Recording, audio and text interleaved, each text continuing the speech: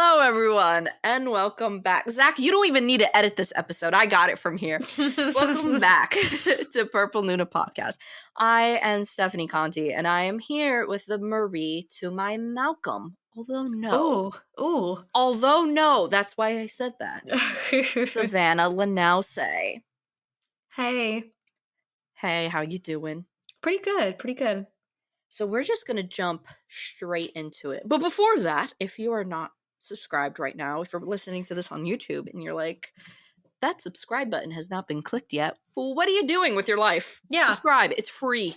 It is free. I'm not even asking. I'm not a real YouTuber. I'm not even asking. Ring that bell. Whatever. No. If you're listening on Spotify, thank you. Thank 100%. you. If you're not listening on Spotify, what are you doing? If you notice our schedule has been a little bit wonky, rest assured it is slowly getting back on the tracks, and that is because of school. That is it. I'm not sorry for it. I had to do what I had to do. So without further ado, we are going to jump straight in. No segues, no nothing. No, how are you doing? What movies have you been watching? We're cutting that out. We're going straight into the movies. I just had another shot of matcha, and I am ready to go. Down to business today. Unhinged, off the wheels, electric boogaloo. You're getting an authentic review today. It's the real review. It's the real us. God, yeah. Gonna get something real based off of me. Okay, before we get into that. So today, as if you could probably tell, we're going to be talking about Malcolm and Marie. It's a new movie that came out this year. And essentially the plot is a director and his girlfriends. Are you good? You fiddling around with your mic. Are you Sorry, yeah, I'm fine. I feel like when that happens, that all of a sudden my head has turned into like a can of corn and it's just rattling on the I'm sorry. I'm jumpy. I don't know why. It's okay. I forget. It's because I started off the episode at like a level 15. So let's keep going. So Malcolm and Marie is about a director and his girlfriend's relationship is tested after they return home from his movie premiere and face each other's turmoil during one long night. And a long night it definitely is. It is written and directed by Sam Levinson. Sam Levinson is also responsible for Euphoria. So if you didn't know that, now you know. And it stars two people and two people only, John David Washington and Zendaya. Another really cool fun fact about this movie is that this movie was made during quarantine last year.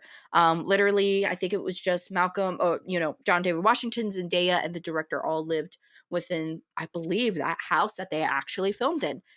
So really, really cool and interesting. But now we have to talk about the movie. So Savanna, without spoiling anything, what did you think about Malcolm and Marie? Okay. First, I'm scooting closer and I'm getting real close to the mic now, waiting. The first thing that comes to mind, and please don't there are some good things about this movie, but it's okay. I'm not a film bro. I'm not going to try to school you or educate you. Just say what you have to say, sweet pea. This is Oscar bait if I've ever seen it. They went into this movie thinking it was going to be this great thing, and nobody talked about it after 15 minutes of it being in the spotlight. And there's a reason why. Don't get me wrong. Zendaya and John Washington did a fantastic job. They did what they did. I really enjoyed their acting. But this movie is only dialogue. Like, you're working with just dialogue. Yep. And it misses the mark because it's trying to be something it's really not. Yeah, I agree. I think this movie is a good movie, but sure, it really is. There is something, it's so weird to say this, but this movie, it feels like I'm watching a Lars von Trier movie because it's so pretentious.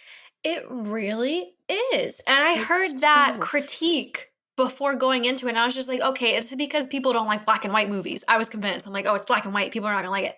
No, the dialogue is not self-aware at all.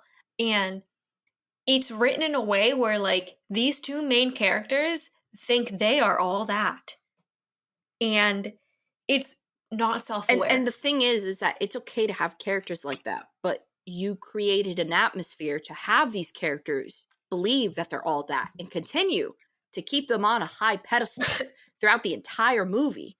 I mean, come on. Like, I mean, like, even though faults and everything were thrown and stuff like that at each other, you know, infidelity, you're pompous, you suck, you're just mediocre, whatever, it's still, no one dropped down off their pedestal, you know? I feel No, like everyone, like, was still superior because the movie made them that. but the worst thing they did is be superior to the audience. That is where you always go wrong. If you make a movie and the two characters are like, I am superior, and the writing is, I am superior, even to those who are watching, that is where you go wrong. This movie is supposed to be, from what I thought I saw, a critique on Hollywood, which I would have appreciated more if the two main characters didn't think they were God's gift to the world, unfortunately. And you know what? Part of me was just hoping, I swear to God, this makes me sound awful. Part of me was like, someone please reveal that they have a mental illness because this makes no sense. Like, I was really just like, someone please tell me like that you have like some issue or something like that, rather than just being crazy and narcissistic, because it really just, and like, I was really hoping for that. Now we're going to get into spoilers. I was really hoping for that, even with the point where Zendaya has the knife. I was like, Yeah, yes, she's crazy. She's mentally ill. that would have been This great. is what we need. This is starting to make sense why people behave this way. But again, it was just another opportunity for the characters to show off. It really just felt like, honestly, two actors going head to head to see who's the best. That's really just what it felt like. It really just felt like, you know, a competition. It really just felt like, oh yeah, let's see who's the best here and, you know, who gets the last word and stuff. It really doesn't feel like you're watching a couple going through something. It just feels like two great actors just trying to prove themselves as great. But that is, I feel like at the end of the day, that's a problem with the script, because I think they're acting, I think they did what they were given. Yeah, no, and I do not put that fault on Zendaya or John David Washington. I think they did fantastic. I think they are the best things about this movie is their Sure. acting and how convincing they are in the roles. The issue is the roles. And the issue is that this director, it kind of just feels like he has two of his favorite actors and he's like playing, you know, dolls with them. And it's like, I want you to do this. Oh, Who's but the you best one? you have to know, like, I'm sorry, but it couldn't have been more obvious that this person was going for, like, Who's Afraid of Virginia Woolf. And I Absolutely. think that went so south because there was no plot in a way. Like, Who's Afraid of Virginia Woolf, there was a point to what was going on. There was a point where that why these two characters were nasty and narcissistic. There was no point to these two characters being crazy for 2 hours. And I truly feel like this is movie is a bit of a letdown because you and I have both seen what this director can do. Yes. Like, for example, one of the things that I've said before, and I've mentioned about this on the podcast, was the Euphoria special episode where it almost felt like an hour long, maybe hour and a half long movie, centering around one character, but kind of deviates from the main storyline for a little bit. That in and of its own, even when you separate it from the Euphoria line, or the, you know, the main show, fantastic. So you Amazing. know that this guy can really work with characters and And he actors can and things like write. that. He can write. I feel like this guy said, all right, I'm going to take these great, and keep in mind all the arguments that this couple has in this movie are great arguments to have seen in a movie, but not all in one movie. Like, it should have been like, all right, add this argument to this movie, add this argument to another movie down the road. When you put it all in one movie, all of it just becomes the same level. You can't appreciate, you know, one argument if the entire movie is just one big argument. And several topics. I think that one of the best things I think they could have ran with is a director waiting for a review of his film and the criticism he had on that. Because I think when he was going off about the criticism, I thought they were valid points. But because it was in a manner of like, I know I'm the best. I know these people And it are went on good. way too long. It went on way too long, and I don't like the fact, and like, yes, John David Washington was fantastic. The scene went too long. I'm sorry, but I would never, I don't care if they were husband, boyfriend, brother, best friend, I would never let someone boost up their own ego like that for 12 minutes? That is unrealistic. That's how you create monsters, is when you let people go on these rampage. And like, keep in mind, it wasn't even a bad review. I understood some points, like you were saying, some points he was making, especially about how the woman who viewed his movie kind of instantly slapped on the race card and stuff like that. That was a fair argument right then and there. Sure. But she didn't say it was a bad movie. She said it was still a good movie. And apparently that whole scene I disliked even more when I found out it was because in real life the director got a review on one of his previous movies and had an episode like this. I don't That like made that. me like that scene even less. Cuz you can't take criticism then. I'm sorry. But I totally understood the whole concept and stuff like that, but to have this man go on for 12 minutes just validating himself and his partner just there like, "Yep, yep," it felt Especially very when she weird was for me. burning him 5 minutes ago. She's just gonna let him go off about himself when 5 minutes ago she was saying he was the worst. You know what I mean? Mediocre, things like that. Yeah. It just it's very pompous. It's very, very pompous. This doesn't feel like a, It's not genuine. The director was trying to reach for for something. someone who where in this movie, they go over and over about authenticity. That's one of the one things that this movie lacks. Yes. It's clearly just Oscar bait, and it could have been so much more than that, but this person was definitely shooting for a nomination and very much missed the mark. There was a lot of unrealistic information about the movie, especially regarding Zendaya, about how she was a drug addict. I just felt like the whole thing was like, is that really what's going on? Because And there's look, no uh, and they did a great job. She did a fantastic job. He did a fantastic job, but they were given. But there were several points of the movie where I'm just like sitting there. There's no way like this all collectively makes sense because it doesn't. yeah, and I think also a part of me, and here's the thing, here is one of the things that I understand it should not, come it really I it this movie makes me feel a little bit uncomfortable because literally Zendaya is still playing a high schooler on shows, and here she is with a 35-year-old man Who clearly looks 35. Let's who be clearly honest. looks and she looks even younger. I don't care if you put on the heavy makeup on her. I don't care if you throw on, the skimpy dress and show her butt cheeks, it's still like this is still a woman who is playing a teenager on a certain show. So it's weird going from that to that. And I'm not saying that No, that is on listen. that's not Zendaya's fault. That is not Zendaya's fault. That is not it's just weird that also this is the same person who is A depicting her as a high 17-year-old. schooler and is now depicting her as this. It that's what makes it weird to me. It's not a I separate director. I okay, so I don't know how old she's supposed to be in the movie. The problem I had 20. specific She's actually supposed to be 22 in the movie. okay, And he's 32 in the so movie. she was supposed to be a really heavy drug addict, right? Yeah. I don't see that. I don't see that. Maybe because she smokes and because she's very, very thin, but I don't see it. especially when it's People that do heroin. drugs age.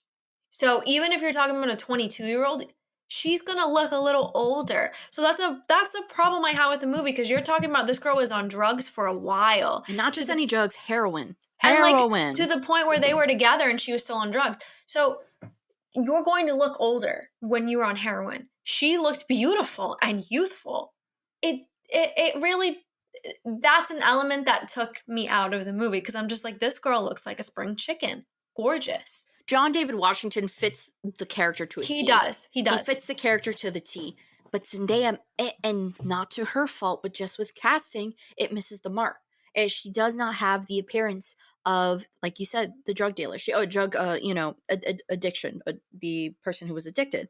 She does not have the person of this rugged past, especially when the entire movie you either see her in barely any clothes or a stunning dress. It's very hard to make that connection.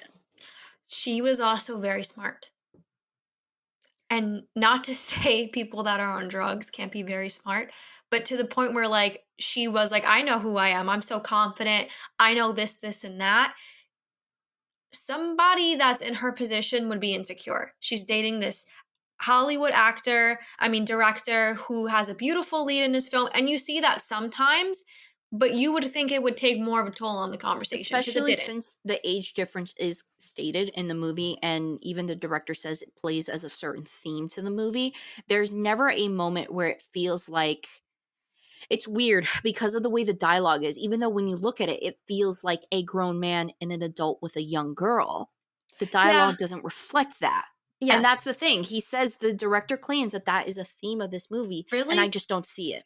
Because what is I the drug use was a theme of the movie because he was talking about, "Oh, I dated a lot of girls on drugs." But I never saw age come into that factor because he's whatever way you paint it, he is visibly older than her. No matter if she's 22, whatever, he looks Black and visibly older. white, color, whatever it is, the way that they frame her and everything, she's just very young looking. Yeah, and I think that's a fault. Unless they were gonna play on that, which they didn't, it's a fault of the film. Like, they could have easily thrown in the argument. John David Washington's character, Malcolm, could have easily thrown in the argument, what do you know? You're just a kid. And I wish that was in there because it would have at least justified the age difference between them. It just felt like you had two people with who.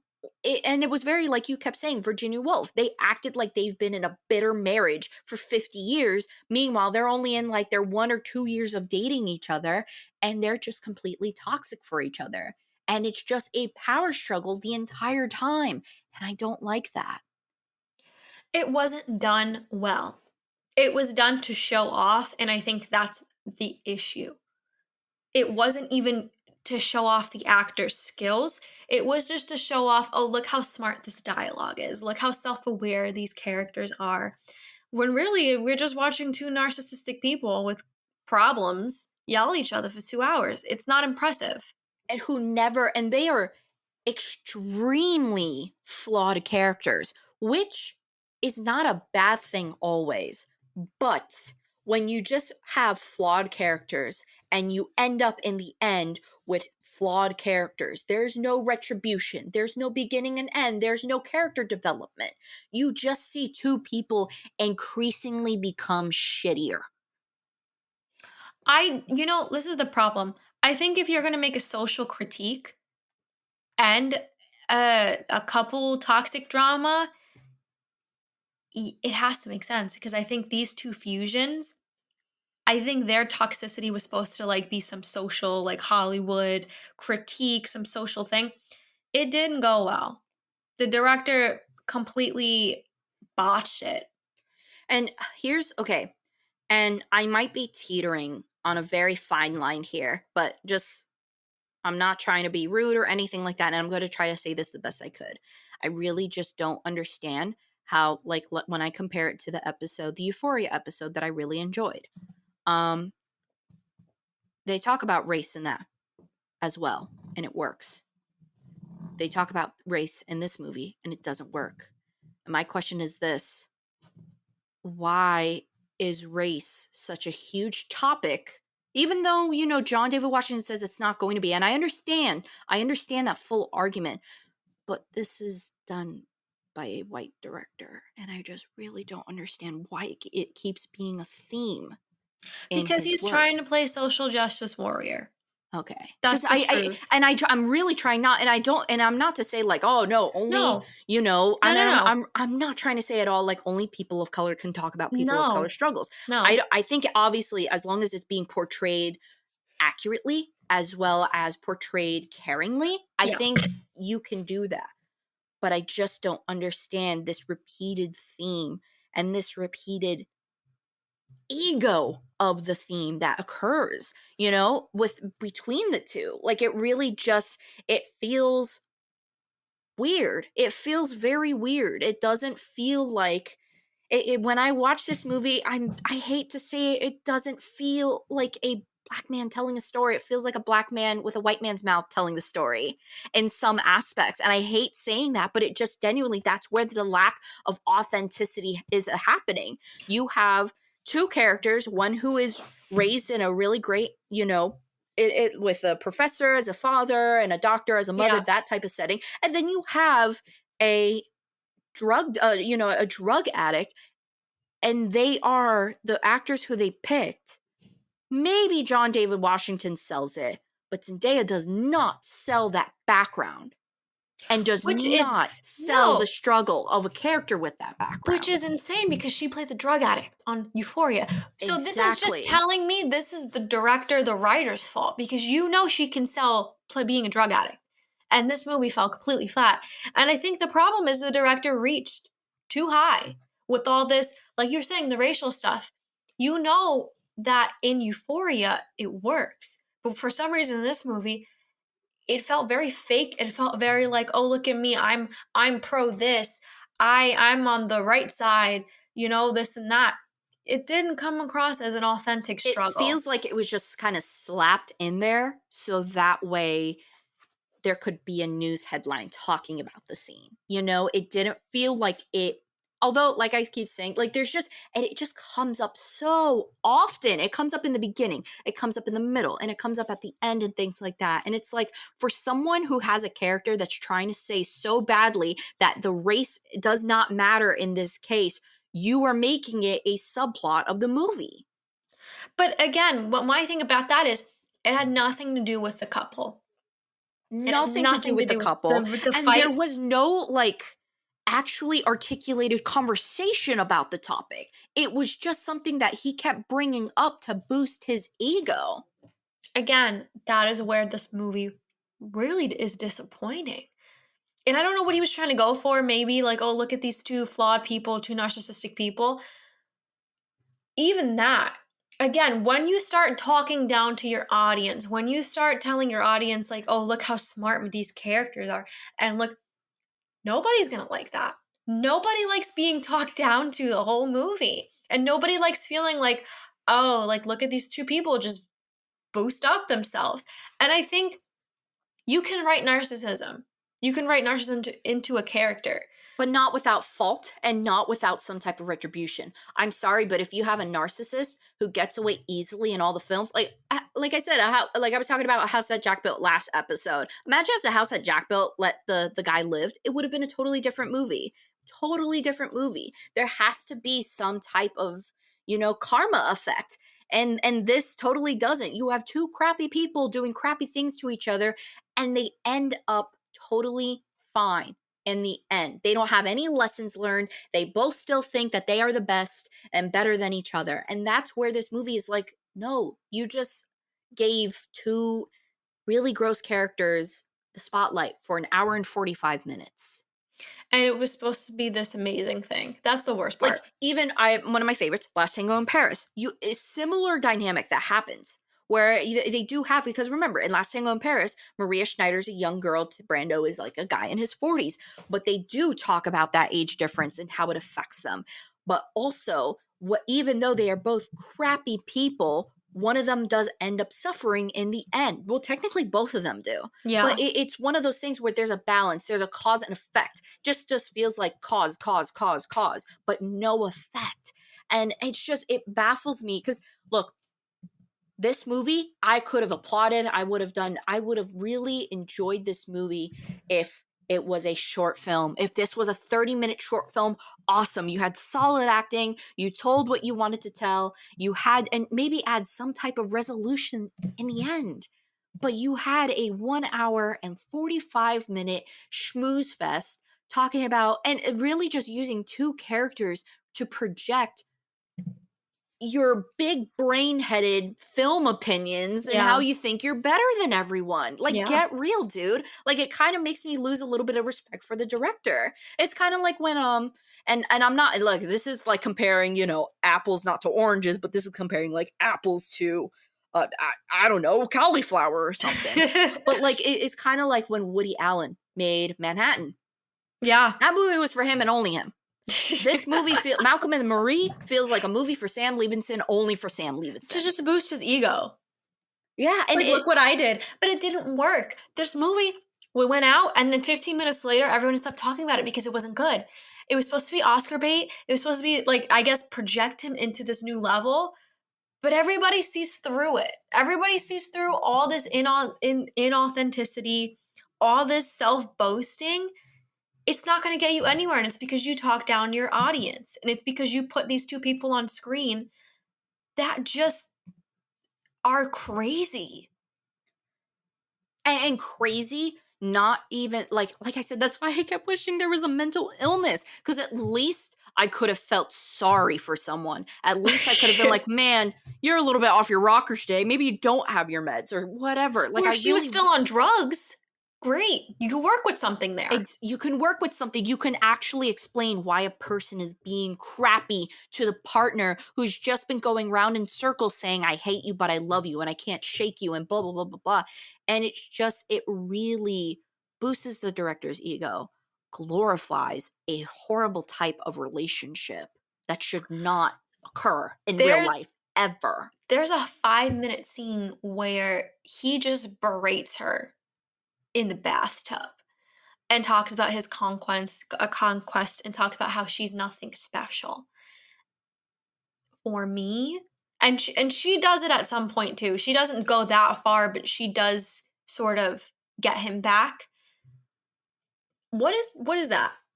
That was my There, issue with this. I'm just like, so you're doing this for the sake of what? What does that bring to the movie? You're trying to tell us they're toxic? We can clearly see that.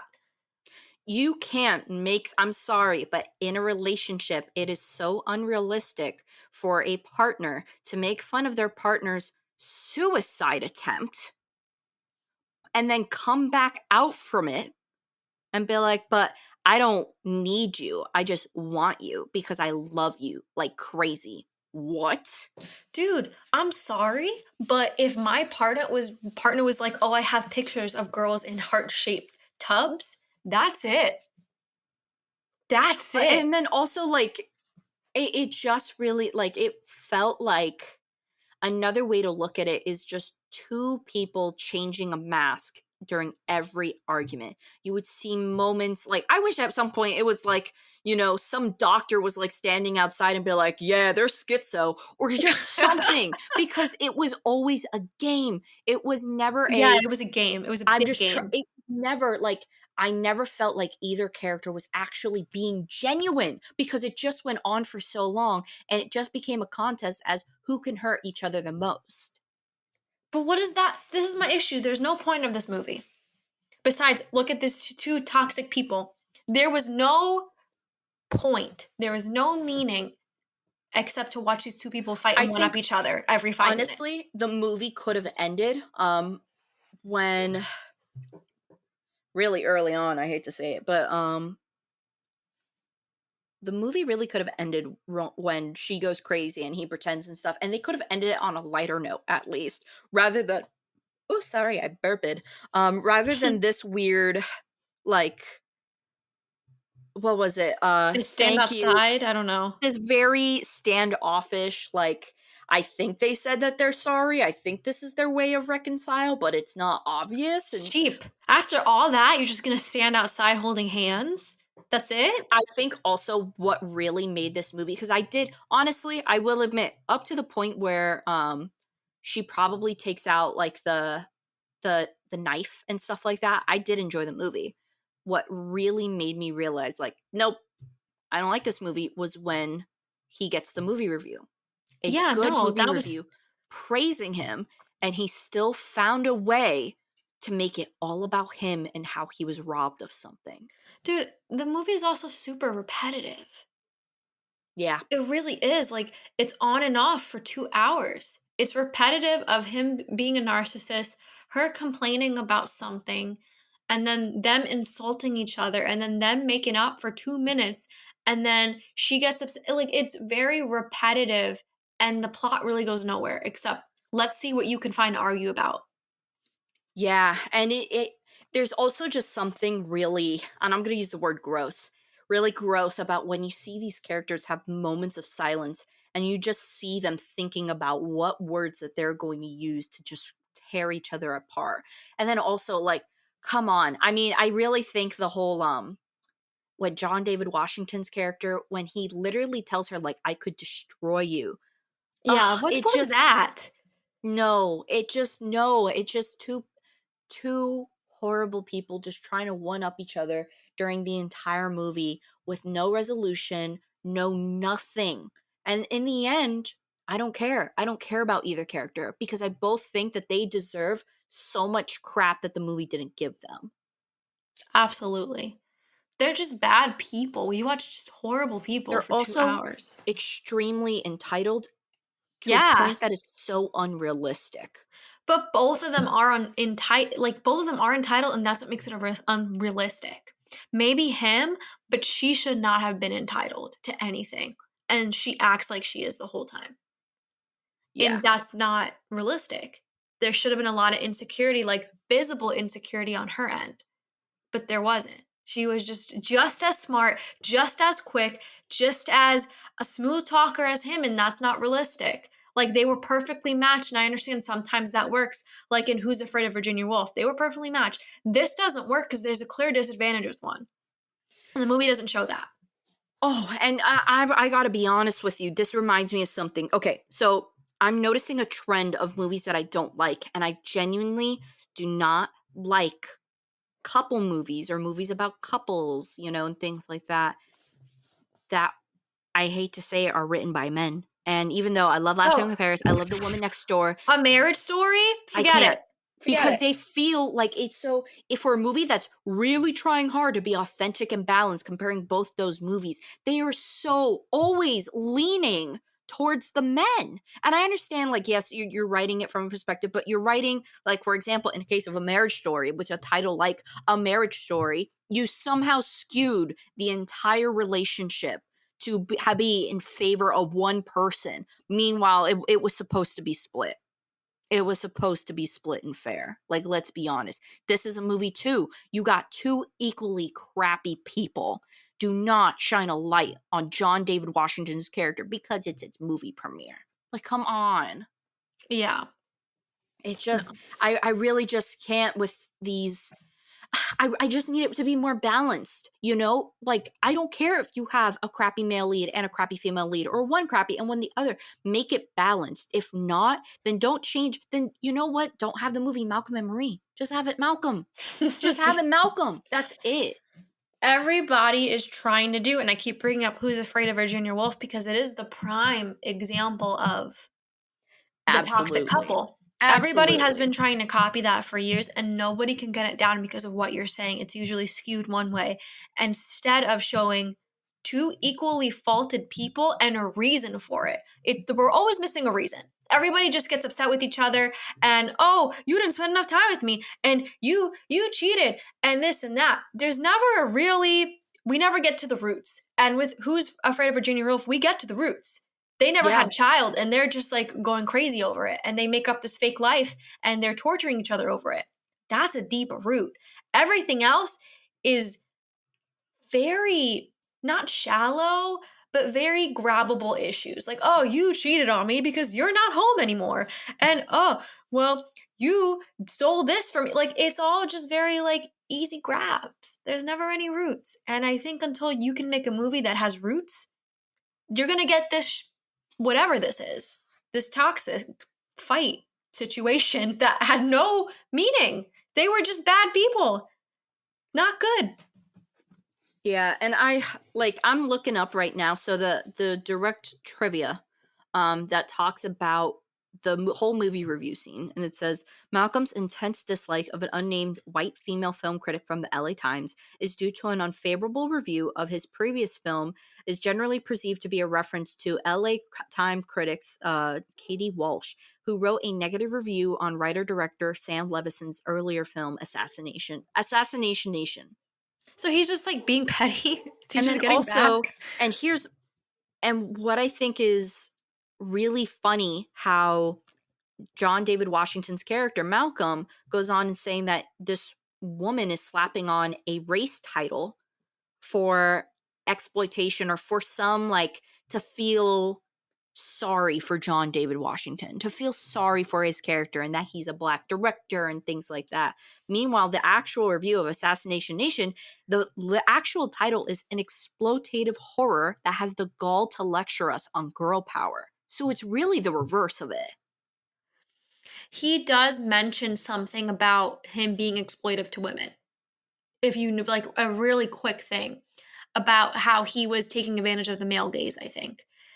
So Yeah, that's in his whole rant and everything like if that. all of this is just him getting back at some reviewer, that's really Even you. just that scene, like, I'm sorry, but I can understand, like, the character going, but this whole movie isn't about race, and then Marie's character going, I know, but it's still a good review, and him being like, "Yeah, you're right. I'm gonna focus on that," you know? But he just went on and on and on It about the just same it shit. definitely seemed like some deep-spirited issue when it didn't need to be.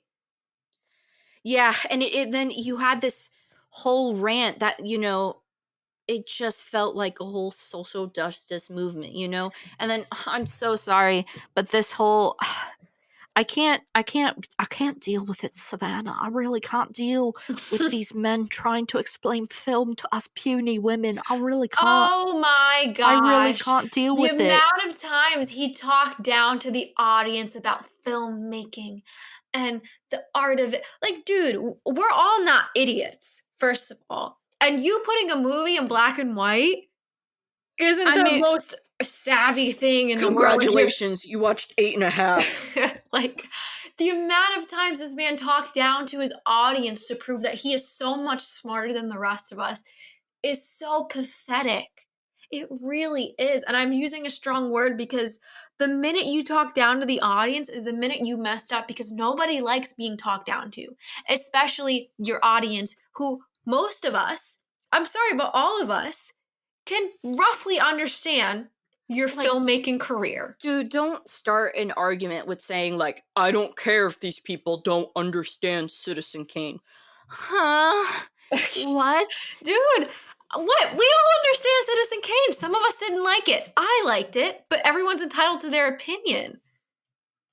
I don't like that whole, like, oh, you just didn't understand it. Yes, we did. We chose not to like your movie. Sorry. Yeah, then going on about Battle of Algiers and stuff, it's like, boo hoo. Like, I really like it being like, they don't understand me because I love Battle of Algiers. Well, goddamn, dude, take it easy. Like, I don't I know what think else they want. Like, especially as someone, like, I either feel like a film person is either gonna love this movie because it's talking to them and speaking to them and boosting their own ego, or it's gonna be people like us that just don't like this movie because these are the type of people in the industry that ruin it for everyone. and let's make something clear. We never get on here and rip apart a movie. So this is not good. Um Again, I really would have liked it, and this is what I was thinking of, because I saw this movie with Paulo and I said, I think I told him it would have been a lot better if it was Marie and Malcolm, if she was the film critic or the director and he was the drug addict. Yeah, That would it have been really I different. think it really would've, switched it, especially just 'cause, John David Washington is a little bit older looking, is a little bit more rugged around the edges, if you will. Um, yeah, and it would've made more sense, and it really would've made also the jealousy factor of not starring in the movie more of like a, "Whoa, hey there's a surprise," and then instead of going like, "Oh, this stuff," when she said like, "Why didn't you cast me?" I was like, Girl, this is like, what it's about. This I will admit, I felt with, John David Washington's character. I was like, "Yep, this is what the movie's about. This is literally a girl who just didn't get casted in the role that she wanted to," and like things like it just. it was I normally very don't like bashing movies like this, but I hate to say it, but this movie can easily, easily turn people away from wanting to explore movies or go into the industry. Because when you watch it, you're like, oh, this is what we got to deal with in the industry? if I go into this movie, right? And I don't know anything about movies and someone's trying to put me on to cinema, I'm going to be upset because I feel like they're calling me stupid the whole time. I feel like, oh, I can't understand the complexity of filmmaking. And I think that's wrong. I also don't understand why this movie's in black and white. Maybe because of some production or something like that. Maybe because, costume wasn't right. Whatever it is, whatever imperfection. Maybe it was just to make Zendaya look older. Maybe it was to be like, hey, I know what neorealism is, so I'm going to use black and white and do all these really intrinsic shots and stuff like that because I watched an Abbas Kiarostami film. I Like, wouldn't be I really surprised. don't care. Just give it some purpose and reason to it. Like, don't just be like, I'm going to throw this in because I like Elephant Man. Like, don't do that to me. Give me a reason why it's in black and white, you know? Exactly. Like, I just feel like a lot of this movie was just because, and it felt like you were saying, this is oddly personal and just inauthentic. And I don't like that director talks down to us the entire time. That was my biggest peeve, And where we had like to I said, be. I like this dude's work. I love Euphoria. I love the show and stuff like that. But this really is the most hypocritical film I've ever seen. A Yeah, film that yeah. dissects what a film should be and goes in the complete opposite of what it should be and has all these opinions that are just kind of dog shit, let's be honest. This was So, lunacy. Watching this was, like, actually, like, well, and also, like, now that I'm thinking about it, with Euphoria, they have, like, a is he the main writer, or do they he's have other main writer people? and director, I believe. So, like, I'm very upset because we know he can write, and we know he can write well. I don't know if maybe this was, like, a personal agenda. That's what I'm thinking now. Maybe this was his personal message that he wanted to get out into the world. Yeah, he's directed 7 episodes of Euphoria, and he's the creator of Euphoria. And look, this guy, I think he's talented. I think he's got a lot of stuff to him, but I also think maybe Euphoria being such a big hit got to his head. It could have. I think if he keeps going down this road of the ego. He's just gonna be Lars, but even still then, But I hate to listen, I look, I'm not look, I Lars am can write. I'm not a big fan of Lars, but his work is outstanding. This was not outstanding. and at least when you watch a movie like A House That Jack Built that is clearly, pompous in nature, at least it can openly admit that to itself. And It's at very least it has some self-aware. type of retribution in the end. Whereas this movie is just, oh no, I wrote this for cinema's sake, not for my own personal ego. Like, dude, come on. It's Like, just it's very we all could see through it. And I yep. think again, it's Oscar bait, and I'm sure he was very disappointed by the fact that nobody this movie came out in February, nobody talked about it since then. And it sucks too because this movie has fantastic acting. Oh, Fantastic yeah. acting by done both by Zendaya and John David Washington. Some of their best acting that I've ever seen, but only in fragments, not as a movie in whole, because the characters are extremely flawed and unlikable and personally like just gross and gross without retribution. And that is a very, very big stain to have on a movie.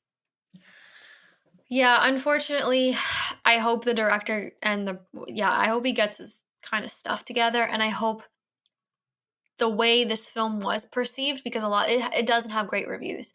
I hope this kind of gets into his head, and he's like, "Okay, this is not I good." hope the director actually learns something from this. And I Yeah. hope, look, I don't ever think he's gonna ever listen to our podcast, but I hope if he does, like, dude, like you're like if I were to talk to the guy, I'd be like, dude, you're talented. You know what to do. But this right here was just you trying to prove it.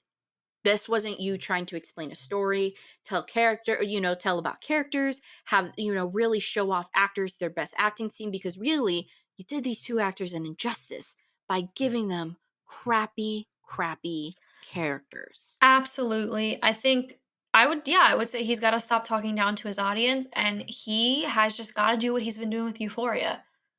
And not for his sake. I feel like this movie was for him, like you were saying. So I do hope that with the reviews of this film and the fact that it faded away so quickly, And maybe. I don't think there's a bad thing about making a movie for you. Like, But if it's for for your example, ego, if but it's if it's for. for an audience of one, here's the thing. I feel like you can make a movie for you because it's a story that you want to tell. But if this is just something that you want to be told, that is so something different. And that's what this movie is. I don't think it's him trying to tell a story. I think it's just his version of what he would love to hear. Yes. Yeah. Definitely would not recommend, to say the least. I mean, like, I think you could watch some scenes here and there just to really see the good acting and everything like that. But There's no reason why anybody needs to watch 2 hours of this, unfortunately. No, honestly, you're better off seeing, if you wanna see toxic couples, 3 movies for you. For Who's Afraid of Virginia Woolf, Last Tango in Paris, and The Woman Next Door. Oh, There's your fantastic. those 3 right there are The the trilogy powerhouses of of toxicity. and here's the thing, I love it because it's toxicity, and each of those films has some type of solid ending It's a and root. some line that says, "Hey, these people are crappy, and you should not be this person in real life." Absolutely, there's roots to those movies. It's not shallow at the end of the day. Not at all. So this movie, I mean, go watch it, but if especially if you're a film lover or if you're a film critic and stuff like that, this really just kind of feels like a slap in the face where it's like, I don't care what your opinion is, even though you gave me a great review. Like, what? What do you want me to do? You want me to spin in your face? Uh, well, I give it a 5 out of 10. No, a 4 out of 10. I'll give it a 4.5 for acting's sake. Would I own it on DVD? Absolutely not. If I see this within the Criterion for the next few years, homies, I'm coming for you. I'm going to Oh, New we have to York. write a letter. I'm hopping on the plane. We have to have a Zoom meeting. Fisticuffs in the Criterion closet. Whoever wins gets to take movies out, and it's going to be me. So I want movies for the pain and suffering of this movie if they press it onto a DVD. They already made a mistake with the Marriage Story. They're not. I really hope this doesn't end up on there. Like, I mean, like, you done goofed it when someone would rather pick Armageddon over a Marriage Story, and I am that person. Oh yeah. So, Criterion, for the love of God, please do not make the same mistake again. I do think if you wanted to see this movie for any reason, do it because you're either a writer or a director and you want to know what not to do in storytelling. You can learn a lot from this movie, and that would be the only reason why I would recommend it to someone. However, if you are someone who's looking for an ego boost, do not watch this movie. You don't need the ego boost. I'm sorry. No. Get it from the real world.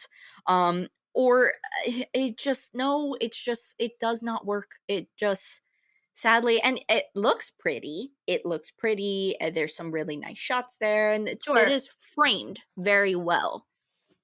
But it just misses the mark by a football field, without a doubt. Yeah. No. Would not recommend. Wow, we Sorry. really tore that. I haven't tore up a movie like this since I tore up Pixels, and I almost got a death threat from tearing up Pixels. So, ooh, yeah, we haven't. This is the first movie we've like actively talked bad about on this channel. but I feel like, because here's the thing, I don't like talking bad about movies when they're just downright bad without anything else to say about it. Like this, I feel is like a really good learning stone for, milestone or something. Like if you wanted to Yeah. learn and things like that, like this is something you could learn from it. I also just feel like a movie like this doesn't get a lot of hype. And for someone like me who thought like, oh man, maybe it's really good, maybe just people don't talk about it because it's not one of those mainstream things, blah, blah, blah. Like, no, there's a reason why. And if you need to hear our podcast to reassure you not to watch this movie, then yeah, use that as such. Do as you will, cite sources and whatnot. But this is just egregious and not the best. What are we watching next week? I hope it's better than this. Oh, Lord, if I know. Hold on, let's pull up the list, shall we? Let's see what's on the list. Let's go to Microsoft. I think, methinks. Nope, that's classwork. I need my movie list. Crap, hold on. Technical difficulties at my end. Where the fuck is that song from? Sorry. Oh my god. Oh my god, we're in it. Savanna, we just were like, what? We love spring. We're like, what? With Malcolm and Marie. The next one's gonna be a doozy. And a doozy for our souls. Because next time we're talking the 49th parallel and Ooh. Beast of No Nation. Oh wow, what a Get week. a box of tissues. If anyone else who is going to see that movie and kind of be like, oh, I'm going to watch it before they watch it, get your tissues. Get your hand sanitizer. So after you wipe the snot away from your nose, you're not spreading your little germs. Like I'm telling you right now. And you might need to give a call to your mommy afterwards and be like, I love you and thank you for giving me toilet paper or whatever, Just it's going to be a rough one. So just be warned. Be warned. And then after that, we go on a little bit of a nicer note with talking about Kingdom, the TV show, season 1 and Okay, 2. good little break. And then we dive into something I've been looking forward to since we've started this podcast, and that is disgusting.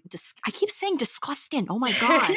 That is talking about Three Colors, the bundle. Oh, I'm so We excited. got some bangers coming up, and who knows, maybe a few guests along the way.